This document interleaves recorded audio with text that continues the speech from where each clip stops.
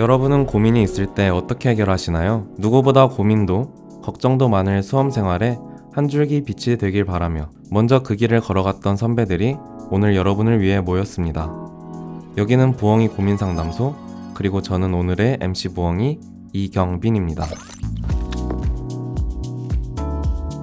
오늘의 주제인 국어 과목에 대한 고민을 함께 상담해 주실 선배 부엉이들을 한 분씩 소개해 보겠습니다. 안녕하세요. 안녕하세요. 그럼 여기서부터 한 분씩 간단하게 자기소개 부탁드립니다. 안녕하세요. 저는 시대인재 N4기를 졸업하고 이화여대 의예과에 다니다가 다시 한번 5기 반수반 졸업 후 현재 한양대 의예과에 재학 중인 이수민입니다. 올해 수능 국어에서는 표준 점수 141점, 100분위 100을 받았습니다. 안녕하세요. 저는 시대인재 N 5기 졸업생 조영진입니다. 저는 가톨릭대학교 의예과에 최초업으로 합격해 현재 재학 중이고 이번 수능 국어에서는 95점으로 표점 143점, 100분위 100을 받았습니다. 안녕하세요. 저는 원래 이화여대 호크마 교양대학을 다니다가 이화여대 의예과 인문 전형 장학생으로 다시 돌아온 김도경입니다. 저도 시대인재 N 5기를 졸업했고 이번 22학년도 수능 국어에서 한 문제를 틀려 100분위 100을 받았습니다. 네, 다들 엄청난 분들이 모이셨네요. 그러면은 본격적으로 고민 상담에 들어가 보겠습니다. 먼저 여기 보시면은 이렇게 쪽지들이 많이 준비되어 있는데 이게 다 부엉이들이 보내준 사연들이라고 해요. 그래서 먼저 독서와 관련된 고민들부터 한번 보겠습니다.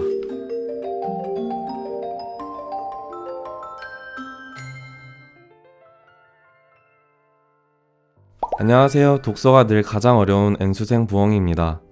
저에게는 독서 영역에서 고질적인 문제가 있는데요. 늘 세부적인 정보에 집중하다가 지문의 큰 흐름을 놓치는 바람에 3점 문제를 틀린다는 것입니다. 지문의 세세한 부분까지 완전하게 이해되지 않으면 문제를 풀기가 어려운데 이런 마음 때문에 어려운 지문을 만나면 읽는데 시간을 지나치게 많이 써버립니다. 선배 부엉이분들은 이런 문제를 겪어보셨나요?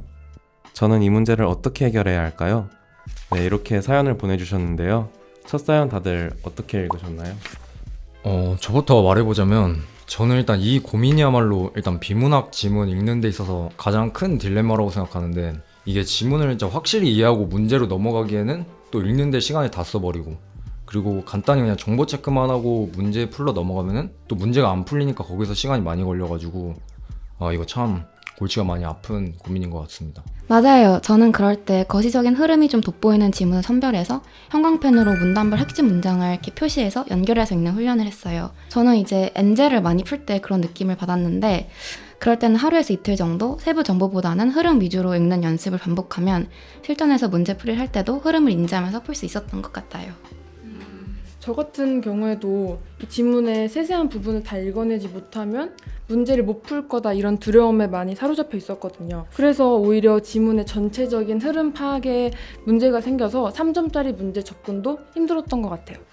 그래서 올해 수능을 준비하면서부터는 지문 독해와 문제풀이를 시간 내에 해내기 위해서 빠르게 넘어가야 하는 부분과 그리고 완벽히 이해될 만큼 천천히 읽어야 하는 부분을 구별하는 연습을 했어요. 이건 어떻게 했냐면 우리가 이미 많이 풀어본 기출 지문들을 모아서 그 기출 지문 위에다가 내가 문제풀이를 위해서 꼭 읽어야 했었던 부분 그리고 빠르게 넘겨도 됐었을 부분 그런 것들을 구별해서 체크하는 훈련을 하다 보니까 이제 새로운 지문을 마주쳤을 때에도 그 부분들의 역할이 구분되어 보이기 시작하더라고요. 네, 다들 수험생활 동안 비슷한 고민을 했는데도 이렇게 해결책이 다양하다는 게 좀 인상 깊네요. 이걸 듣고 있는 수험생들이 각자에게 도움이 될 만한 부분을 가져갈 수 있겠어요. 그럼 다음 사연으로 한번 넘어가 볼게요.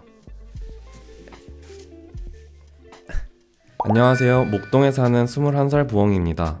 저는 독서 공부를 할 때 지문을 어떤 걸로 선택하느냐가 굉장히 중요하다고 생각합니다. 그런데 이를 어떻게 선정해야 할지 잘 모르겠어요. 정답은 없겠지만 선배님들이 추천하시는 길에는 이유가 어느 정도는 있을 것 같아서 이렇게 사연을 보내봅니다. 결론적으로 제 고민은 기출, 사설, 리트의 비중을 어느 정도로 두어야 할까입니다. 이 부분은 저도 공부하면서 끊임없이 고민했던 부분인데요. 그래서 여러분은 어떻게 해결하셨을지 궁금하네요. 다들 지문 선정할 때 각각 비중을 어떻게 정해두셨나요? 일단 저 같은 경우에는 기출 한 25%, 사설 70%, 그 다음에 리트 5% 정도의 비율로 공부를 했어요. 왜냐면은 어차피 저희가 수능에서 읽어야 되는 지문은 난생 처음 보는 지문이고 이전까지의 기조들이 이번 수능에서도 똑같이 반복된다는 보장이 없잖아요, 아무래도. 그래가지고 저는 최대한 사설을 통해서 처음 보는 지문 읽는 연습을 많이 했던 것 같아요. 제가 그리고 좀 사설을 굉장히 많이 푼 편인데 그럼에도 불구하고 평가원의 또 지문 구성 방식이나 또 출제 포인트 같은 경우를 가장 잘 볼 수 있는 거는 아무래도 기출이잖아요. 그래가지고 기출을 아예 손을 놓지는 않았고 꾸준히 그래도 한 지문 한 지문씩은 계속 꾸준히 봤던 것 같아요. 저는 조금 의견이 다른 것 같은데 기출이 가장 좀 우선이라고 생각했어요. 재수를 하고 국어 실력이 올라가면서부터 기출을 읽을 때마다 새롭다는 느낌이 계속 들더라고요. 공부를 하면 할수록 글이 유기적으로 읽히면서 수능 기출 자체가 제재별로 다루는 소재만 다르지 사실 지문이 쓰이는 방식은 항상 동일하다는 걸 알게 됐어요. 따라서 기출로는 문제의 답을 찾는 공부를 하는 게 아니라 지문이 어떻게 쓰이는지, 그리고 제재별로는 어떤 걸 주로 핵심으로 다루고 문제는 어디서 나오는지를 공부했고 이 패턴들을 사설에다 적용하는 방식으로 공부를 했었던 것 같아요. 그러니까 정리하자면 가장 큰 기둥의 축은 기출로, 그리고 사설과 나머지 엔제들은 그걸 확인하는 용어로 활용하시면 좋을 것 같아요. 맞아요. 사실 사설은 문제가 좋아서 푼다기보다는 기출과 리트의 양이 한정되어 있어서 푼다는 느낌인데, 그리고 하나 덧붙이자면 제가 보기에는 최근 수능이 리트랑 살짝 비슷해지는 느낌을 받아서 그래서 기출을 충분히 숙지한 후에는 비중을 리트와 기출을 비슷하게 가져가고 사설은 그보다는 조금 가져가는 게 좋을 것 같아요. 그리고 아무래도 리트가 기출보다는 조금 어려운 면이 있다 보니까 실력에 따라서 기출이랑 리트를 적절히 조절하면 좋을 것 같아요.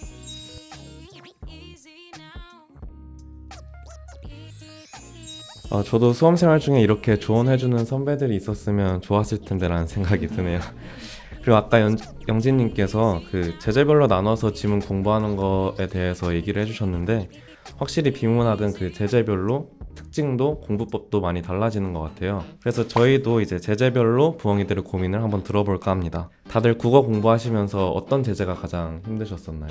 저는 문과생이어서 그런지 과학지문을 접할 때마다 좀 힘들더라고요. 저는 이과생이라서 그런지 국어 지문 외에는 경제를 접할 일이 사실 없거든요. 그래서 경제만 보면 좀 너무 당황하는 그런 게 있었던 것 같아요. 저도 이과생이어가지고 경제에 대해서 모르잖아요. 그래가지고 아마 모든 이과생들이 아마 경제는 좀 고난이지 않을까 싶습니다. 역시 과학과 경제네요. 각자의 강점과 약점 과목이 다른 만큼 그 고민에 대한 해결책도 많이 달라질 것 같은데 처음 언급된 과학부터 차례대로 제재에 대한 고민들을 한번 소개해 볼게요.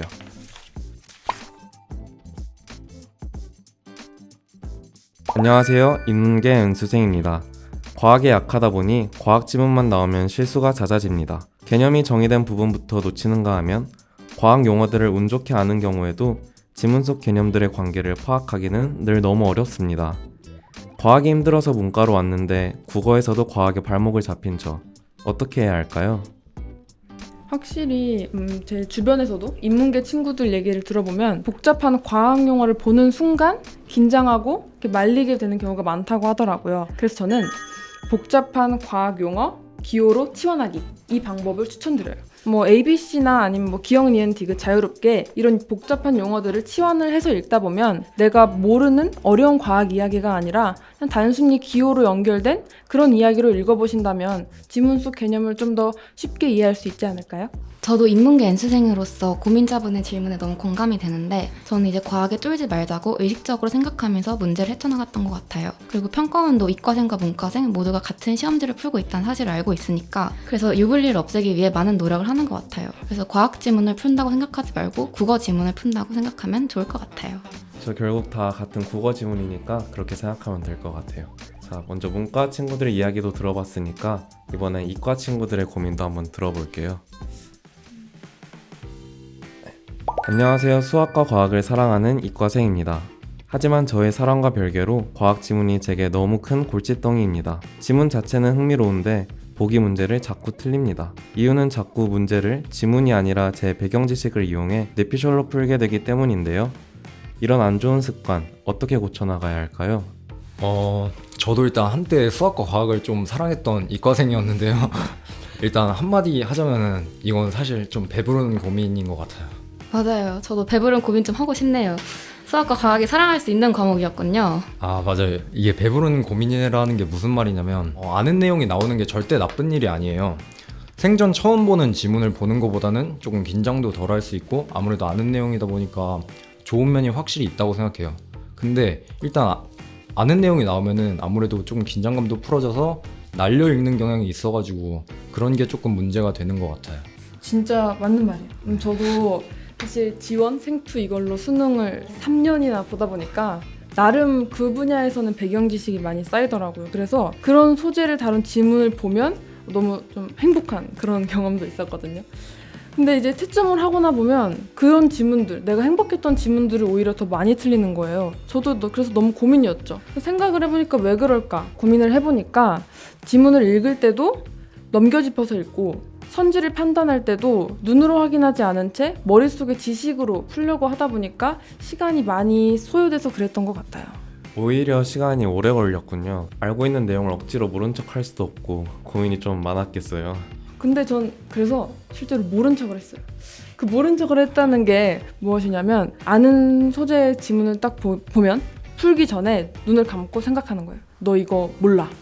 스스로에게 경각심을 주고 혹시나 내가 선지 판단할 때 지문 내용이 아니고 지식을 활용하고 있진 않은지 한 번 더 눈으로 확인하는 습관을 길렀어요.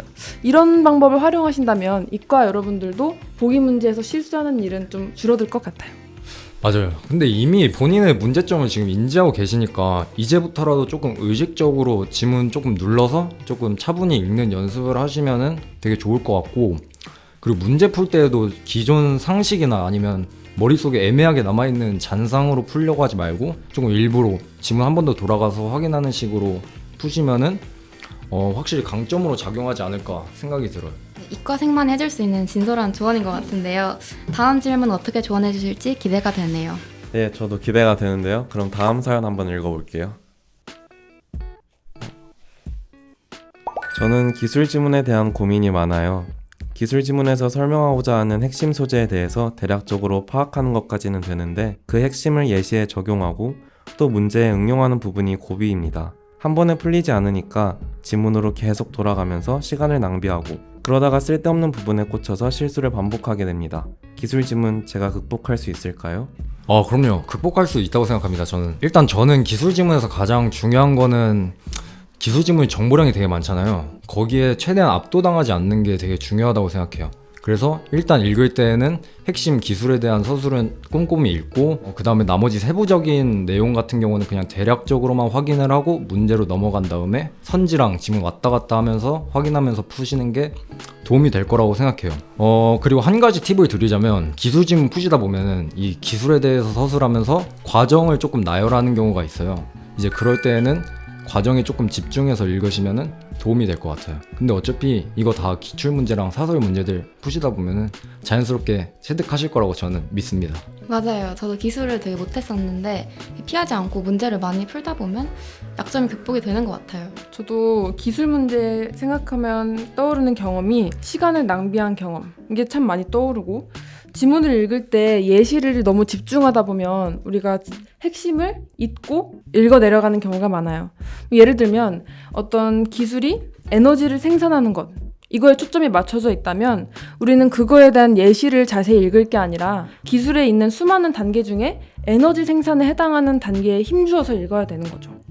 네, 그럼 마지막으로 살펴볼 제재는 가장 많은 고민이 쏟아졌던 경제 지문입니다. 부엉이들이 대부분 이과생들이기 때문에 더욱 고민스러운 부분이 많을 것 같아요. 그래서 시간은 시간대로 쓰고 문제는 못 맞힌다. 경제 지문인 걸 알게 되면 뇌가 얼어버린다. 경제에 자꾸 겁먹는 바람에 침착함을 잃어서 답을 잘 골라놓고도 헷갈려하다 결국 틀린다 등의 다양한 고민들이 들어왔는데요. 결국 이 고민들의 끝은 경제 공부를 어떻게 해야 하는가로 모이는 것 같습니다. 그중 하나만 함께 들어보겠습니다. 안녕하세요. 경제알못 부엉이입니다.